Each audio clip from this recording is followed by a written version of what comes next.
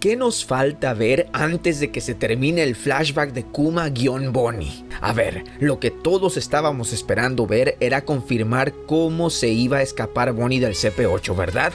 Y la verdad es que ya no los habíamos visto venir, no solo por esa vez en la Reverie en que Bonnie fue presentada como Connie, la antigua reina del reino Sorbet, identidad que utilizó para poder infiltrarse en Marillo en primer lugar, pero también en este flashback cuando Bonnie apenas se comió su fruta, entre comillas, que en un momento vamos a hablar de este tema. Las bromas de Bonnie pareciéndose mucho a Connie cuando se transformaba en vieja hacían más claro que esa iba a ser la manera en que se escaparía. Bueno, pues así pasó. Claro que la sorpresa, y al que diga que se lo vio venir está mintiendo, es que fuera la propia Connie la mente maestra detrás de todo este plan. Esta viejecita que hasta entonces parecía senil, pero que por su sabiduría se montó una jugada que dejó completamente humillados a los agentes del CP8, teniendo la inteligencia, la prudencia de esconder los poderes de Bonnie para cuando llegado el momento, sin que nadie supiera de su plan, ni los aldeanos ni la propia Bonnie,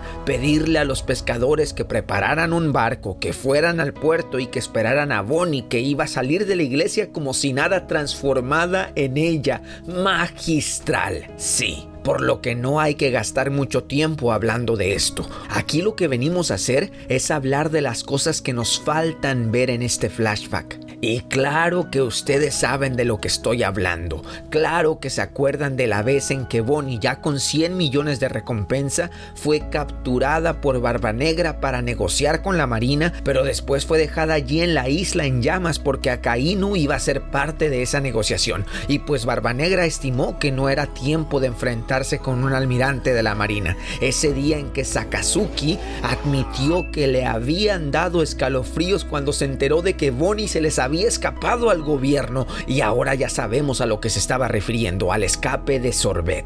Bueno, pues Akainu recapturando a Bonnie pasó un poco después de la separación de los sombreros de paja en Shabodi, un poco antes del timeskip. Capítulo 595 titulado La Promesa. La pregunta aquí es, y es precisamente esto lo que nos falta ver en el flashback, ¿cómo se volvió a escapar Bonnie del gobierno? ¿A dónde la mandó Akainu ya que la había capturado? ¿De vuelta a Sorbet con los incompetentes del CP8? A ver, podemos deducir que a Bonnie no la encerraron en Impel Down, porque haber escapado de allí hubiese sido noticia mundial. A menos de que sí, pero que el gobierno haya escondido esta noticia por vergüenza. Ya saben lo incompetentes que son.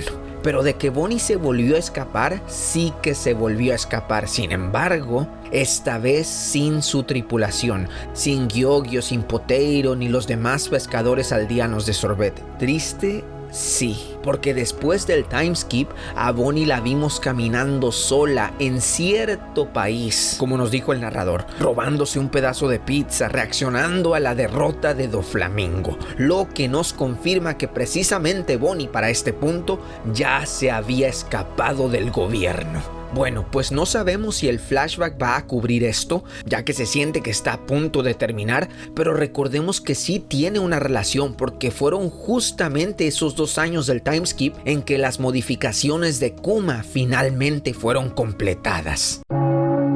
Kuma conoció a Joy Boy. De hecho, otra cosa que queremos ver en el flashback es por qué Kuma decidió ayudar a Luffy y a los sombreros de paja en Shabodi. Ver desde su perspectiva el día en que Kuma le pidió a Vegapunk que le permitiera cumplir una última misión antes de perder su individualidad: proteger el Tao Sansoni, proteger el sol. Mira nada más que simbólico. Escritura magistral en esas fechas que no conocíamos nada sobre el dios del sol Nika ni los Buccaneer. Claro que la primera razón que se nos viene a la mente del por qué Kuma ayudó a Luffy es pues porque él sabía que era hijo de dragón, pero no, aquí hay algo más oculto, algo que se dijo entre líneas. En el flashback dentro del flashback, cuando Kuma le dijo a Dragón que le parecía muy extraño que tuviera tanta familiaridad con el reino de Goa y que en una de sus caminatas allí en esa isla en el East Blue había conocido a un niño. Cállate, Kuma, le dijo Dragón, si vas a seguir hablando de esto mejor mátame aquí mismo. Pues aquí hay un detalle muy importante, porque las palabras exactas de Kuma fue que había conocido a ese niño, a Luffy, en la Villa Fuchsia, no en el monte Colubo, sino que en la Villa Fuchsia. el viejo alcalde Whoopslap sí que tenía razón cuando dijo que todo esto era parte del destino de Luffy. Esta conversación entre Dragon y Kuma nos deja sorprendidos, porque ver a Dragon y al ejército revolucionario frente al reino de Goa, en donde pasaría lo de la terminal gris en el futuro, el día en que los dragones celestiales quemaron a todos los pobres fuera de la ciudad, cuando Sabo se escapó del reino para después ser hundido por un dragón celestial y finalmente rescatado por Dragón ese día. Bueno, pues esta conversación que vimos entre Dragón y Kuma definitivamente pasó antes de todo esto. ¿Y de dónde sacamos esta conclusión? Pues porque Kuma lo dijo específicamente, que había visto a Luffy en la Villa Fuchsia. Lo que quiere decir que Garp aún no lo había mandado al Monte Colubo con Dadan y los bandidos de la montaña. La pregunta es entonces, ¿qué vio exactamente Kuma en ese niño que le llamó tanto la atención? ¿Nos van a decir que Kuma conoció a Luffy antes de que se comiera la fruta, antes de que se convirtiera en un niño de goma? Y que luego pensó, mira qué extraño, ese niño se parece a Dragón, que de hecho no se parecen en nada, Déjame voy y le digo. No, ¿por qué Kuma haría una trivialidad así? A menos de que Kuma haya estado sentado en el bar de Makino y haya escuchado a Luffy hablar de su verdadero sueño, no el de ser el rey de los piratas, el otro sueño, el de verdad, y que a Kuma se le hayan abierto los oídos, iluminado los ojos, porque él ya había escuchado ese tipo de sueños en la leyenda del dios del sol Nika. Pues sí, eso ya tiene un poco más de sentido, que Kuma haya escuchado este sueño, un sueño que él consideró se parecía mucho a los ideales del guerrero de la libertad, y que por eso quería compartírselo a Dragon, el líder del ejército revolucionario. Pero desafortunadamente para Kuma, este reaccionó de una manera muy defensiva para proteger a su hijo, lo que nos demuestra que Kuma no tenía ni idea de que eso fuese una posibilidad. Y por eso ya después Kuma, entendiendo la postura de Dragón, le juró que se iba a olvidar del tema. Aquí tenemos que hacer un paréntesis para los que aún piensan que Dragón es un mal padre. Un padre ausente sí es, pero nunca un mal padre. ¿O acaso les tenemos que recordar de qué es capaz el gobierno mundial cuando se enteran de que un enemigo público va a tener un hijo? Con Roger fue matar a todas las mujeres embarazadas que pareciesen sospechosas. Eso es lo que Dragón ha estado tratando de evitar durante toda su vida. Por supuesto que si el gobierno se hubiese enterado de que ese Dragón iba a tener un hijo. A ver, Luffy tiene 19 años, lo que quiere decir que Dragón y la mamá de Luffy lo tuvieron 3 años después de que el ejército revolucionario había sido fundado. Pues con razón le dijo a Kuma que mejor lo matara allí mismo, se iba a seguir hablando del tema, que un hijo era el punto débil de cualquier padre. Kuma en ese momento aún no sabía qué significaba ser un padre, pues Ginny iba a llevar a Bonnie a Sorbet años después. Kuma la iba a adoptar y pues de allí ya sabemos el magnífico padre en el que se convirtió. Así que no. Regresando a la conversación entre Kuma y Dragon, Kuma dijo específicamente que había visto a ese niño en la Villa Fuchsia, no en el Monte Colubo. ¿Estamos de acuerdo? Y teniendo en cuenta todas las historias que le contó su padre Bucanir, que Nika era el guerrero de la liberación, que su cuerpo tenía las propiedades de la goma, que en batalla su imaginación no tenía igual, pues ya es hora de que vayamos atando los cabos. Kuma vio a Luffy en la Villa Fuchsia y lo que le llamó la atención es que era un niño de goma, justo como el guerrero legendario Nika. Eso es lo que le quería platicar a Dragon, pero este lo paró en seco porque resultó que era su hijo, y para protegerlo, pues Kuma le prometió que se iba a olvidar del tema, que nunca lo iba a volver a mencionar. Nunca, hasta que lo vimos regresar a East Blue, hasta que quién sabe por qué, pero Kuma decidió volver a las Islas Dawn, ya cuando Luffy tenía 16 años de edad, justo antes de iniciar su viaje. ¿Qué fue a hacer Kuma al Monte Colubo? Yo tengo la teoría de que como Luffy ya era lo suficientemente grande para valerse por sí mismo, Kuma decidió retomar la curiosidad que le había generado ese niño de goma años atrás. Fue a verlo nuevamente para saber en qué tipo de persona se había convertido, cuál era su personalidad. Este niño de goma que simplemente no pudo ser ignorado por Kuma, el Bucanir.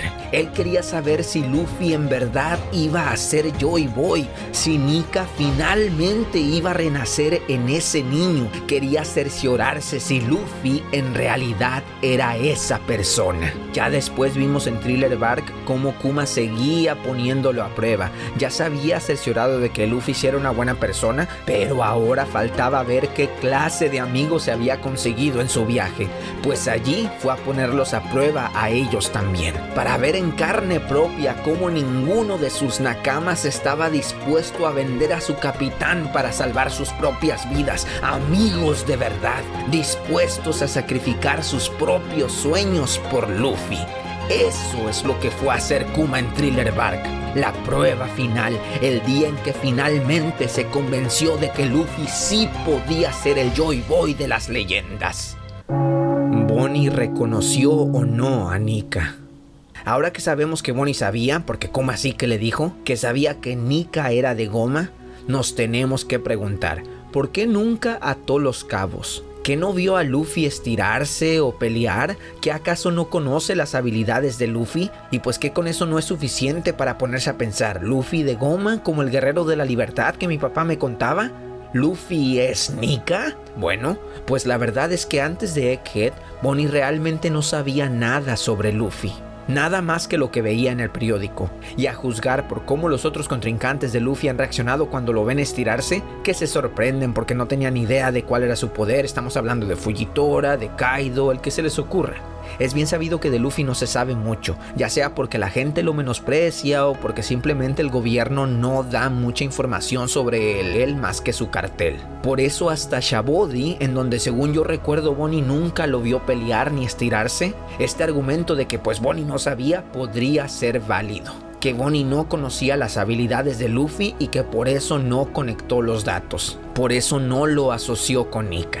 Pero ahora en Egghead, aunque se nos antoje decir que Bonnie nunca vio a Luffy estirarse, que por azares del destino, Bonnie se había desmayado justo antes de que Luffy se transformara en Nika para pelear contra Rob Lucci, o que tampoco lo vio pelear contra Kizaru porque precisamente Kizaru la había sacado del laboratorio con una patada, y que por tanto no vio a Nika. Pues no, todas estas razones son débiles, porque Bonnie sí que vio a Luffy usando su fruta. Desde que llegaron a las costas de Egghead todos empapados, Luffy se medio transformó en Nika allí inflando su pecho enfrente de ella. Luego también Bonnie lo vio estirando sus brazos para alcanzar comida y sobre todo lo vio darle un puñetazo al policía pacifista. Un puñetazo gigante igualito que su técnica con la que derrotó a Alpha, el futuro distorsionado Nika. Así que aquí hay solo de dos sopas.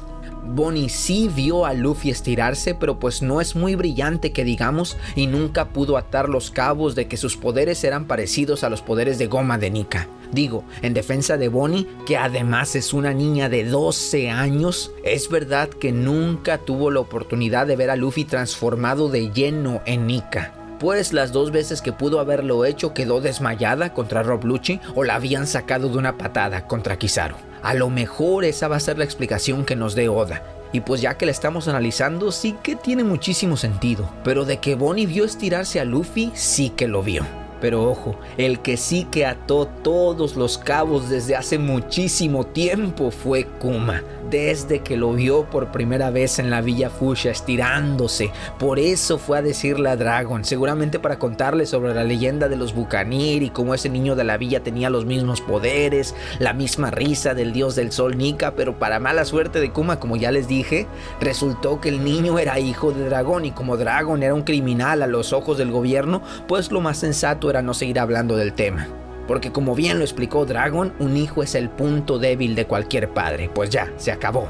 Pero Kuma sí que lo reconoció, sí que vio en Luffy los poderes de Nika y como ya vimos, sí que regresó a verlo años después cuando Luffy ya tenía 16, porque seguramente Kuma tenía planes para Luffy, seguramente por eso decidió hacer todo lo que hizo, ayudarlo en Thriller Bark, en Shabody, cuidar el Tao Sanson y todo porque él sabía que un día Joy Boy, es decir Luffy, traería el amanecer al mundo.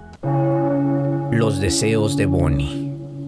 A ver, otra cosa que nos faltó en el flashback y que posiblemente ya no vayamos a ver, ojalá que me equivoque, es cuándo, a qué hora Bonnie se comió su fruta del diablo. pero cuando nos vuelvan a explicar una vez más la verdad sobre las frutas del diablo. Recordemos lo que nos dijo Vegapunk sobre ellas. Abro cita. Cada fruta del diablo es una posibilidad de evolución humana que alguien deseó. Si tan solo pudiera ser como esto, si tan solo pudiera ser como aquello, todos estos poderes representan las muchas ramas que tiene el futuro de la humanidad. Cierro cita. Ya habíamos dicho en el análisis del capítulo en que Bonnie se comió su fruta, el 1099, aunque algunos piensan que no se la comió durante su niñez en el reino Sorbet, sino que los dragones celestiales la forzaron a comérsela como hicieron con Boa Hancock y sus hermanas. Pero peor, porque Bonnie pues era un bebé. Una teoría muy respetable. Pero yo me quiero ir por otro camino. La opción de que Bonnie, habiendo cultivado este deseo tan grande, el deseo de crecer, de ser mayor para poder curarse, para poder ir de aventuras con Kuma, para poder ver la luz del sol otra vez, este deseo tan puro de una niña de 5 años, pues uno de esos días en que estaba entrenando para incrementar su condición física, la fruta Toshi Toshi simplemente se le apareció allí enfrente, quién sabe, tal vez en su mesa junto con otras frutas manifestándose ante ella, porque esos son las frutas del diablo, los sueños de la gente. Y qué coincidencia que lo que se le apareció fuera justamente esta fruta. Como ya les había dicho, esto sería una jugada maestra de Oda, porque así de un solo movimiento justificaría cada fruta del diablo de cada personaje que hemos conocido en One Piece. Personajes extravagantes que parecen tan misteriosamente afines a sus frutas, como si fuesen parte de su personalidad, frutas que encajan con ellos perfectamente, en serio. Imagínense a cualquier usuario y dense cuenta que también se lleva con su fruta. Claro que esto puede ser producto del demonio dentro de la fruta, apoderándose de la personalidad del usuario o al menos influyéndola, como Kaku, que dijo que le gustaban las jirafas, pero ya con la fruta se dio cuenta de que de verdad eran súper geniales. Pero según la explicación que nos dio Vegapunk, la fruta Toshi Toshi materializándose enfrente de Bonnie debido a su sueño de ser mayor, tiene muchísimo sentido. Ya hemos visto cómo en One Piece las frutas no necesariamente tienen que nacer de un árbol o un arbusto mágico. Esta escena de Punk Hazard, a la que Oda le dedicó muchos paneles en el manga y que el anime también la hizo súper misteriosa, que hasta le puso sonidos de tambor.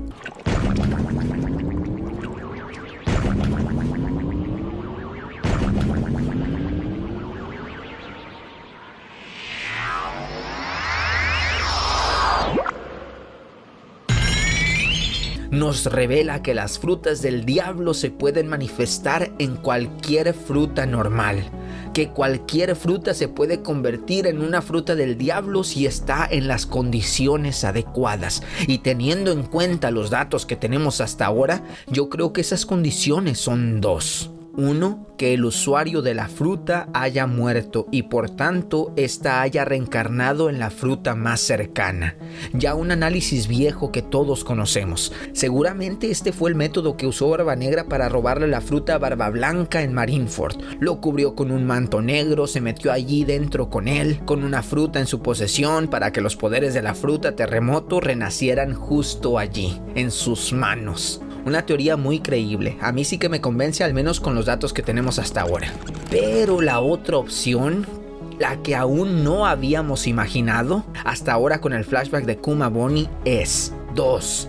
Que la fruta se manifiesta justo enfrente de la persona con ese sueño. Digo, ¿es eso? ¿O el destino quiso que el antiguo usuario de la fruta de Bonnie también viviera en Sorbet y que por una coincidencia increíble se muriera allí afuera de la iglesia para que la fruta pudiera renacer en el frutero de Bonnie? Está difícil, ¿verdad? Vegapunk ya nos relacionó las frutas con los sueños de la gente. Y pues los sueños de Bonnie eran esos, ser mayor para poder viajar con su papá. Y lo deseó tanto que pues voilà, justo como en Punk Hazard, una fruta normal mutándose en una fruta del diablo, apareciendo justo enfrente de donde es necesitada. Aunque claro que tenemos que aceptar que lo que pasó en Punk Hazard fue porque Smiley, esta bola de veneno, el portador de la Sara modelo Axolot, pues se murió. Y al morirse, pues la fruta reencarnó allí justo enfrente de esa criatura. ¿Quién sabe? La verdad es que todo esto es un rompecabezas. Y yo no pretendo atinarle a nada con mis teorías como si fuera lotería. Lo que estamos haciendo aquí es analizar. Bueno, esperen, que existe una tercera opción. ¿Qué tal si Bonnie de hecho no se comió ninguna fruta? Suena loco, ¿verdad? Pero piénsenlo, que simplemente su deseo fuera tan grande que ella misma creó el poder de la Toshi Toshi, que su cuerpo, su genética produjeron este milagro científico, que ella misma es la representación de ese deseo y que cuando Bonnie muera, su alma, su espíritu quedará inmortalizado en una fruta del diablo, así como los demonios, tal vez los D, quedaron inmortalizados en las frutas que conocemos. Es una muy bonita idea, ¿verdad? Pero probable, no lo creo. Pues el viejo de la aldea reconoció inmediatamente la fruta como la Toshi Toshi. Es decir, que la fruta ya existía. Pero pongan atención, porque el detalle que sí tenemos que tomar en cuenta es que hasta la misma Bonnie se sorprendió de sus poderes. Releyendo el capítulo me di cuenta de que ni siquiera ella sabía que se había transformado en una adulta. Estaba por allí corriendo cuando de repente todos empezaron a verla extraño. Ella misma les preguntó que por qué la miraban así, y fue hasta que cayó en cuenta que Oda le puso un signo de interrogación allí en su burbuja de diálogo, así como si estuviese confundida. Luego lo siguiente que vimos fue que Bonnie adulta se estaba mirando en el espejo con ojos curiosos, así como si fuera la primera vez que se viese. Pero la sorpresa le duró poco, porque como ya les dije, la fruta simplemente le cumplió su deseo. Por eso luego la vimos aceptar su forma adulta y de hecho pasar inmediatamente a entrenar sus poderes para intentar transformarse en una viejecita. Pero ustedes, ¿cuál creen que sea el verdadero origen de las frutas del diablo? Opínenlo en los comentarios. La fruta de Bonnie. Además, ¿cómo creen que funcionan los poderes de Bonnie? Ya la vimos cambiarse a ella misma la edad. Esto puede ser el primer nivel. También sabemos que puede afectar a otros a su alrededor, a veces tocándolos, a veces solo viéndolos, como lo hizo con todos los marines. Pero allí no para. También sabemos que no solo puede afectar a seres vivos, sino que también a objetos inanimados, como si fuera la fruta de Shinobu. Esto lo vimos cuando envejeció el candado de la habitación de los recuerdos de Kuma, que lo envejeció tanto hasta romperlo. Luego, con más dominio de su fruta aún, la hemos visto no solo envejecer a la gente, sino que decidir qué clase de futuro les toca. Futuro distorsionado, envejeciendo a Luffy en su forma decrépita, o a los marines convirtiéndolos casi en momias, o a ella misma en el futuro Nika o el futuro Bucanero. ¿Hasta dónde llegan realmente las habilidades de esta fruta? Otra idea que no me he podido sacar es que sabemos que existen al menos 2 versiones de la enciclopedia de las frutas del diablo, ¿verdad? Y no estoy hablando de las ediciones o copias, es decir, la que tenía Sanji de chiquito con letras en japonés, o la que vimos ahora cuando el viejo de Sorbet reconoció la fruta Toshi Toshi de Bonnie. No, Vegapunk nos dijo que en la edición que él había leído no había ninguna mención de la fruta Gomu Gomu, pero que sí estaba la Hito Hito modelo Nika.